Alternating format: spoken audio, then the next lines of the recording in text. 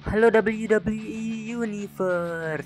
Pada video kali ini kami akan membahas tentang 10 pegulat WWE dengan bayaran atau gaji tertinggi. Sebelum masuk ke pembahasan, jangan lupa channel ini di subscribe dan aktifkan loncengnya agar kalian tidak ketinggalan video selanjutnya. Sudah? Lanjut.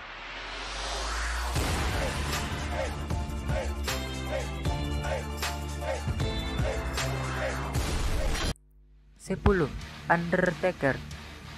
Tukang gali kubur di WWE, Undertaker merupakan pegulat legenda yang masih aktif bertanding di WWE.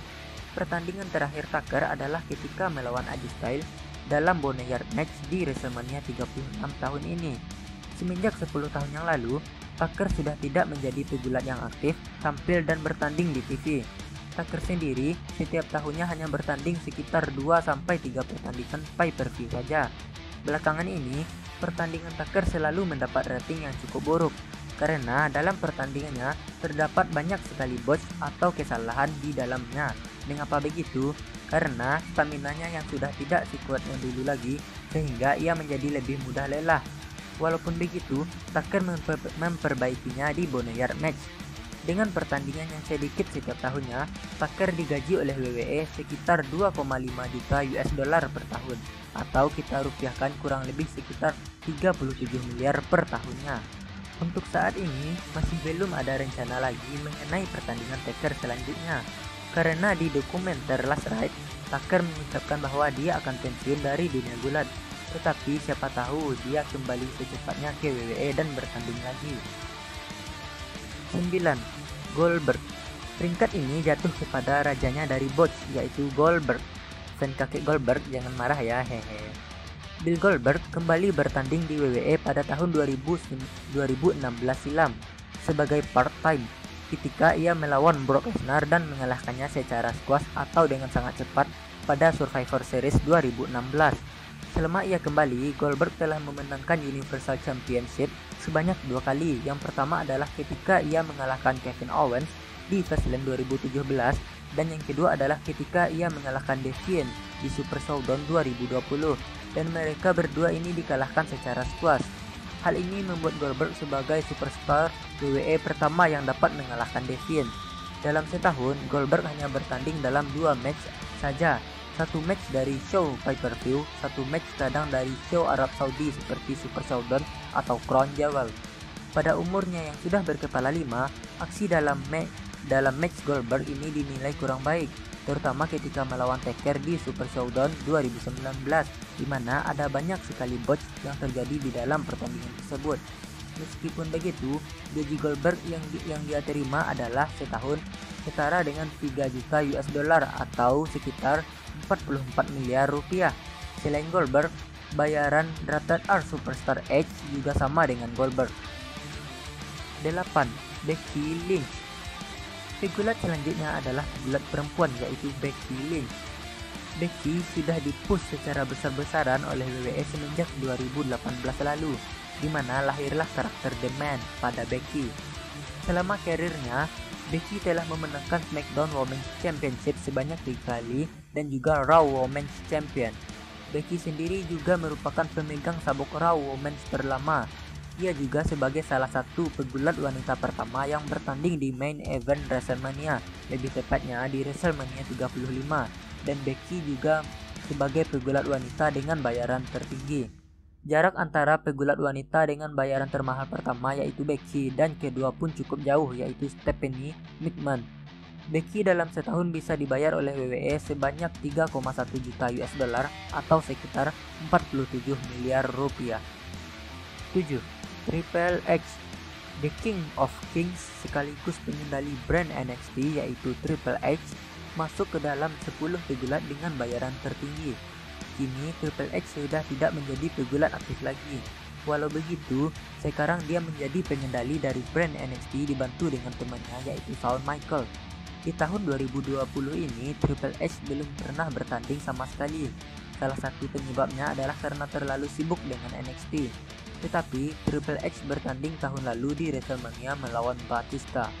Bayaran yang diterima oleh Triple H selama setahun yaitu 3,3 juta US dollar atau sekitar 49 miliar rupiah. 6. AJ Styles. AJ merupakan salah satu pegulat yang sangat berpengaruh terhadap WWE dan juga terhadap dirinya. Semenjak dia debut di WWE, fans dari WWE cukup bertambah, dan match dari AJ Styles jarang mengecewakan selama karirnya di WWE. Selama di WWE, AJ telah memenangkan United States Championship sebanyak 3 kali, WWE Championship sebanyak 2 kali, dan juga Intercontinental Championship. Saat AJ pun menjadi karakter heel atau jahat, ia masih menjadi favorit para WWE Universe. Selama setahun, AJ dibayar oleh WWE sebesar 3,5 juta US dollar atau sekitar 52 miliar rupiah. 5. Seth Rollins. Seth Rollins telah berkarir di WWE kurang lebih selama 10 tahun. Karirnya bisa dibilang merupakan roller coaster karena ia telah berhasil mendapatkan gelar sebagai NXT Champion pertama, memenangkan WWE Championship sebanyak 2 kali, Universal Championship sebanyak 2 kali, Tag Team Championship sebanyak 6 kali, Intercontinental Championship sebanyak 2 kali, pemenang Royal Rumble 2019 dan Mr. Money in the Bank 2014 dan United States Championship, dan masih banyak lagi. Dan dalam setahun, Seth Rollins dibayar sebanyak 4 juta US dollar atau sekitar 59 miliar rupiah. 4. Randy Orton. Walau Randy sudah lama bekerja di WWE, ia masih merupakan pegulat yang aktif di WWE, terutama tahun ini. Secara perlahan, WWE memberikan push kepada Randy Orton untuk menjadi best wrestler ever atau pegulat terbaik sepanjang masa. Randy sendiri juga merupakan top heel atau top dari karakter jahat di WWE saat ini, di mana ia selalu menyerang beberapa superstar di roster WWE, terutama legenda dari WWE seperti Ric Flair, Big Show, Christian, Shawn Michaels, Matt Hardy, dan Edge. Dalam setahun, Randy Orton dibayar oleh WWE sebesar 4,1 juta US dollar atau sekitar 60 miliar rupiah per tahunnya. 3. Roman Reigns. Memasuki 3 besar, pegulat selanjutnya adalah Roman Reigns. Roman bisa dibilang merupakan sosok superhero dari WWE karena dia yang diperlihatkan terlalu overpower atau sangat kuat dan selalu menjadi favorit anak-anak di WWE saat ini. Selama karirnya, Roman telah memenangkan WWE Championship, Universal Championship, United States Championship, Tag Team Championship, pemenang Royal Rumble 2015, dan ia juga merupakan salah satu WWE superstar yang pernah mengalahkan The Undertaker di WrestleMania 33. Dalam setahun, Roman dibayar oleh WWE sebesar 5 juta US dollar atau sekitar 74 miliar rupiah. 2. John Cena. John Cena telah berkarir di WWE selama 18 tahun. Dia telah memenangkan banyak sabuk di WWE. Ia telah memenangkan WWE Championship sebanyak 16 kali, dan berkat WWE ia juga mulai dilirik oleh Hollywood belakangan ini hingga ia sekarang juga lebih sering bermain film. Film yang dimainkannya belakang ini adalah Bumblebee dan juga Fast and Furious 9. Match terakhir John Cena saat ini yaitu melawan The Fiend Bray Wyatt di WrestleMania 36. Pertandingan tersebut sangat bagus dan menghibur. Dalam setahun, John Cena dibayar oleh WWE sebesar 8,5 juta US dollar atau sekitar 125 miliar rupiah. Bahkan ada yang mengabarkan bahwa gaji Cena per tahunnya lebih dari itu. 1. Brock Lesnar. Sampailah kita pada nomor 1. Peringkat ini jatuh kepada The Beast, Brock Lesnar. Lesnar kembali di WWE 8 tahun lalu setelah dia keluar dari WWE pada tahun 2004 dan sempat bertanding di UFC. Namun bedanya setelah kembali, Lesnar menjadi part-time dan dia juga bertanding hanya di pay-per-view saja. Setelah kembali, Lesnar telah memenangkan WWE Champion sebanyak 2 kali, Universal Championship sebanyak 3 kali, dan Mr. Money in the Bank 2019.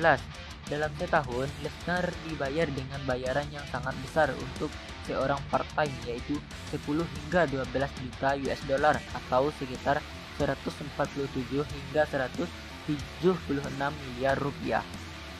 Itulah pegulat WWE dengan bayaran tertinggi. Sebenarnya masih ada satu lagi, yaitu Tyson Fury. yang dibayar pada match di Arab Oktober lalu, yaitu 15 juta US dollar atau setara dengan 221 miliar rupiah. Akan tetapi, Tyson Fury belum dikontrak oleh WWE, dan bayaran tersebut juga karena pertandingan yang diselenggarakan di Arab Saudi. Nah, jangan lupa channel ini di like, share, dan subscribe, dan agar dunia gulat terus berkembang ya di Indonesia. Dan ingat, don't do this at home. Dan sampai jumpa di video berikutnya.